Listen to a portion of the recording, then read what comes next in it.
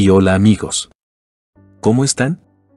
Espero que muy bien por el día de hoy. De nueva cuenta quiero ofrecer una disculpa por la poca actividad en estos días, pero de nueva cuenta por asuntos de la universidad estuve muy inactivo en YouTube, pero no se preocupen que en unos días explicaré algunos detalles de la organización de los videos que se vienen el próximo año. Por lo pronto, hoy cerraremos la primera temporada de la sección de personajes históricos de México con Venustiano Carranza, uno de los personajes más importantes del movimiento conocido como la Revolución Mexicana, y antes de comenzar, les quiero agradecer por el apoyo que me han dado a lo largo de este año, de verdad. Muchas gracias a quienes están suscritos a mi canal y me siguen en Instagram. Les dejaré el link en la descripción para que me sigan y estén al pendiente de novedades y publicaciones que haga, y ahora sí, empecemos.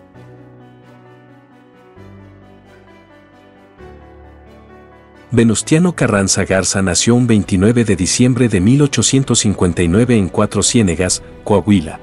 Sus padres fueron el coronel Jesús Carranza Neira y María de Jesús Garza. Su familia administraba de varias rancherías de Cuatro Ciénegas y dicha familia fue conformada por 14 hijos en total. Su formación académica la realizó en su pueblo natal hasta que en 1874 ingresa a la Escuela Nacional Preparatoria en la Ciudad de México, con la ilusión de que pudiera cursar la carrera de medicina. Sin embargo, el joven Carranza padecía de una enfermedad ocular y por ello abandonó sus estudios. Como parte de su tratamiento ocular, tuvo que usar lentes oscuros y regresó a su lugar de origen por su salud, y pronto comenzó a trabajar en los ranchos, las ánimas y el fuste, las cuales eran propiedad de su familia. Cuando laboraba en el rancho Las Ánimas, decidió mandar a construir una presa de agua que aprovechara los pocos periodos de lluvias que habían, ya que su ubicación estaba en medio del desierto, y por ende, sus condiciones climáticas eran muy inestables. Cuando descansaba de su labor en Las Ánimas, aprovechaba para leer libros sobre historia y política, lo cual lo llevó a tener fuertes ideales en el futuro. En 1878 contrajo matrimonio con Virginia Salinas y en 1887, gracias a su empeño y arduo trabajo, la gente de Cuatro Ciénegas lo eligió como presidente municipal. Sin embargo, al poco tiempo de su mandato tuvo varias incongruencias con el gobernador del estado de Coahuila, José María Garza Galán, haciendo que renunciara a su cargo. Pero sería hasta 1893 que Carranza volvió a involucrarse en la política, esta vez para evitar que el gobernador de este estado se reeligiera, logrando su objetivo con la ayuda de sus hermanos Emilio y Sebastián, así como de campesinos y algunos soldados que unieron fuerzas y provocaron que Garza Galán fuera quitado del poder. Con todo esto, en 1894, Carranza fue elegido por segunda vez como presidente municipal, y su cargo lo mantuvo por 4 años, abarcando de 1894 a 1898, y a partir de aquí, es como su carrera en la política comenzó a crecer. Al concluir este mandato, el pueblo lo volvió a elegir, pero esta vez para ser diputado de la legislatura local de Coahuila y después para ocupar los cargos de diputado federal y senador suplente, y de senador propietario del Congreso de la Unión. Ahora, nos remontaremos al año 1908, cuando obtiene el gobierno interino de Coahuila por 2 meses. Luego de que el gobernador, Miguel Cárdenas, obtuviera un permiso de dejar su mandato por este lapso de tiempo. Para 1909, se postuló como candidato a gobernador del estado de Coahuila en favor del partido antirreeleccionista. Sin embargo, su contrincante y aliado de Garza Galán, Jesús del Valle, lo venció de forma dudosa y tomaría el poder en diciembre de ese año.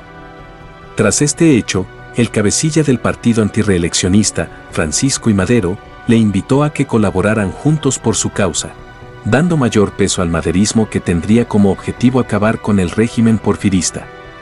Luego de que Madero no triunfara en las elecciones de 1910 y de que planeara hacer un movimiento el día 20 de noviembre de ese año, Carranza construyó los indicios de la Revolución Mexicana formando parte de la Junta Revolucionaria Mexicana, cuya sede fue en San Antonio, Texas. Para 1911, tras los acontecimientos de Ciudad Juárez, Carranza fue designado como secretario de guerra sin ser un militar. Y por esa razón es que varios militares maderistas como Pascual Orozco se indignaron con esta decisión, pero Carranza abandonó este puesto para volverse candidato a las elecciones estatales de Coahuila, donde saldría triunfante, primeramente como gobernador provisional y después, para el 17 de septiembre de dicho año, convocaría elecciones donde vencería y tomaría oficialmente su posición de gobernador el 7 de octubre de 1911. En su mandato emprendió reformas laborales, escolares y políticas. Mandó a crear escuelas, estableció impuestos a inversionistas y profesionistas financieros, prohibió el trabajo en menores de 16 años, anuló las tiendas de raya y pagos desiguales por sus jornadas laborales, e intentó promover una reforma con base en una constitución local, cosa que no se pudo realizar tras la llegada de Victoriano Huerta al poder. Luego de que la decena trágica no solo quitara del poder a Madero, sino que también le pusiera fin a su existencia, Carranza retomaría sus pasos. Cuando Huerta aún tenía presos a Madero y el vicepresidente José María Pino Suárez, intenta centralizar el poder ejecutivo de la nación, lo cual intentó reducir el poder de los gobernadores estatales, pero Carranza no se quedó atrás y hace valer su constitución local como parte de los acuerdos de la legislatura de Coahuila el 19 de febrero de 1913, donde desconoce su figura como jefe del poder ejecutivo de la República, así como también propone la construcción de un ejército constitucionalista, y con ello, seguir al pie de la letra la Constitución de 1857, la cual era el sostén de la presidencia republicana.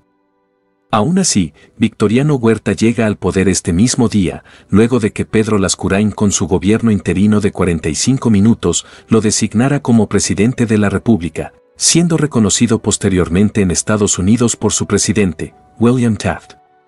Ante esta situación, Carranza emprende el Plan de Guadalupe el 26 de marzo de este año, donde vuelve a desconocer a Huerta, a sus aliados que administraban en la política de su mandato, y donde se nombra a Carranza como primer jefe del ejército constitucionalista, y así es como emprendió los preparativos de su lucha en Piedras Negras, Coahuila, y a medida de que convocaba a las personas a pelear junto a él, varios mineros, ferrocarrileros, rancheros y campesinos se le unían gracias a sus propagandas. Podemos dividir a su ejército en 4 facciones: la División del Norte comandada por Francisco Villa, el Ejército del Noroeste comandado por Álvaro Obregón, el Ejército del Noreste comandado por Pablo González y las fuerzas carrancistas o simpatizantes de Carranza. Y aunque tuvo un pequeño problema con Villa por efectuar la toma de Zacatecas en vez de apoyar a Pánfilo Natera, orden que se le había dado, lo cierto es que estas fuerzas fueron quitándole terreno a Huerta. Con la llegada de Woodrow Wilson a la presidencia de Estados Unidos en 1913, el apoyo de esta nación a Huerta se rompió. Y el 20 de abril de 1914, un número de militares estadounidenses arribaron en el puerto de Veracruz para involucrarse en la lucha contra Huerta, pero Carranza no los recibió como aliados y prefirió que el pueblo los sacara bajo el motivo de una invasión. Para junio de este año, Victoriano Huerta renuncia a su gobierno firmando los tratados de Teoloyucan, y su destino sería ser exiliado a Europa. Para el 15 de agosto, Carranza y su ejército constitucionalista entran victoriosos en la Ciudad de México. Pero eso no significaba que los principios por los que se había luchado desde 1910 se habían cumplido, pues pronto se desatarían los desacuerdos entre los revolucionarios que arriesgaron sus vidas. Por una parte, los aliados de Francisco Villa o los villistas pidieron que se cumpliera el restablecimiento constitucional por medio de un presidente provisional que llevara a cabo elecciones presidenciales, en las cuales Carranza no podría ser candidato, así como implantar reformas agrarias. Y por otra parte, los aliados de Emiliano Zapata o los zapatistas pedían el cumplimiento de los principios del Plan de Ayala, expropiar tierras con fines públicos, devolver los terrenos despojados a sus dueños originales, y así como lo solicitaron los villistas, que el jefe de las fuerzas constitucionalistas no aspire a la presidencia de la República. Ante estos términos y condiciones, se organizó una convención con sede en Aguascalientes para dar solución a la organización política. Esto en octubre, pero la inconformidad entre villistas, zapatistas y constitucionalistas impidieron llegar a un acuerdo sólido, pero lo que se pudo acordar fue el nombramiento de la presidencia a Eulalio Gutiérrez por 20 días y la destitución de Villa como dirigente de la División del Norte. Para el mes de noviembre, Carranza huye hacia Veracruz y funda su gobierno interino. Las luchas continuarían y para enero de 1915, Carranza hace varias leyes y legalizaciones para quizá legitimarse y no ser duramente criticado por los villistas y zapatistas que lo tendrían en la mira, marcando los indicios de la Constitución de 1917, ya que se proponía la legalización del divorcio, decretar una jornada laboral de 8 horas, expropiar el petróleo en posesión del Estado y dar un salario mínimo.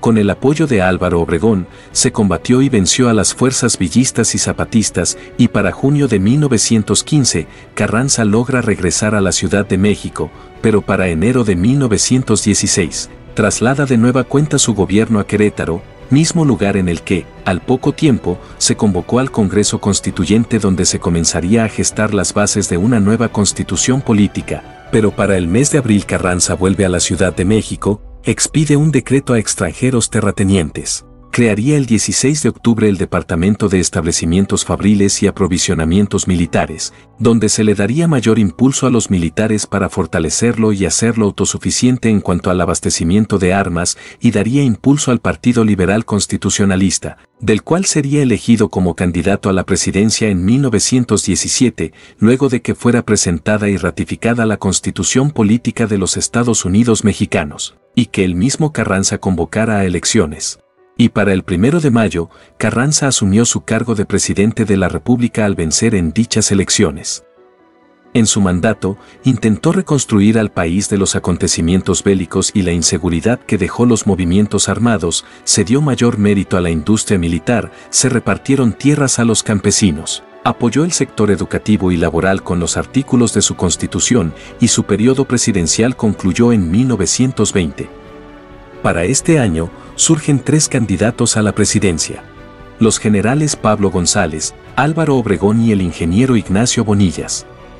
Sin embargo, y a pesar de que los generales fueron grandes compañeros de Carranza, este decidió apoyar la candidatura de Bonillas para no involucrar al país en un problema militar, indignando mucho a Obregón y además militares, provocando que el 23 de abril de 1920 fuera proclamado el Plan de Agua Prieta, el cual lo desconocía.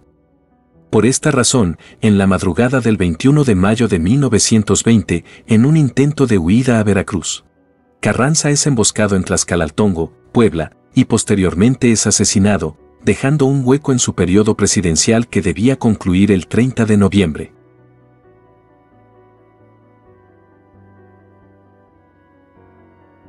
Muy bien, es momento de abarcar algunas de sus curiosidades. La primera de ellas es con relación a su padre, pues podría ser considerado un héroe de la patria, ya que combatió a los franceses durante la segunda intervención de esta nación a México. Mientras consolidaba su carrera política, tuvo de compañeros a políticos como Enrique Creel, Emilio Rabasa y Rosendo Pineda, quienes tuvieron una gran influencia durante el Porfiriato. Uno de los términos que satanizó su movimiento constitucional fue carrancear, cuyo significado es sinónimo de robar, ya que las tropas constitucionalistas fueron tachadas de saquear para poder sustentarse. Los restos de Carranza se encuentran en el Monumento a la Revolución, y estos fueron trasladados aquí el 5 de febrero de 1942 en un evento con honores. Y por último, Luis Cabrera, uno de los compañeros cercanos a Carranza, le hizo el siguiente escrito a modo de conclusión del movimiento de revolución: Madero no alcanzó a ver los problemas sociales y económicos por estar contemplando los problemas democráticos. Era un soñador. Carranza fijó su atención en las reformas sociales y económicas de México y de su pueblo. Era un hombre práctico. Madero, el vidente, murió por no haber visto hacia abajo, por no fijar su atención en los hombres y en la tierra. Carranza, el prudente, murió por no haber visto hacia arriba. Y así es como damos por concluida la primera temporada de la sección de personajes históricos. En conclusión, podemos destacar que la enseñanza de la historia enfoca a los personajes como buenos o malos, cosa que hay que dejar de lado porque estos personajes, como cualquier otro ser humano, tuvieron aciertos y errores en su vida, y a pesar de ello, hay que recordarlos, porque el valor de sus acciones se ven reflejadas en la construcción de nuestro país, y cuando estos prejuicios sean erradicados, podremos entender mejor el tiempo y la historia nacional. Por último, los invito a reflexionar esta frase de Marcus Garvey: un pueblo sin el conocimiento de su pasado, origen y cultura es como un árbol sin raíces. Ahora sí, de esta forma es como concluye el video del día de hoy. Espero que les haya gustado. Si fue así, me pueden dejar un like, sus comentarios. Y si les gustaría ver más contenido similar, los invito a que se suscriban a mi canal. Como siempre, es un gusto para mí traerles este tipo de videos, y si quieren conocer a más personajes históricos, les dejaré una lista de reproducción para que vean las videobiografías publicadas a lo largo de este año. Por último, y no menos importante, les pido que estén al pendientes de mi canal porque en unos días sacaré un video con información de los videos que tengo en mente subir el próximo año. Y una vez dicho esto, les agradezco por su atención y les deseo un próspero año nuevo, que todos sus sueños y metas se cumplan exitosamente. Nos vemos en unos días.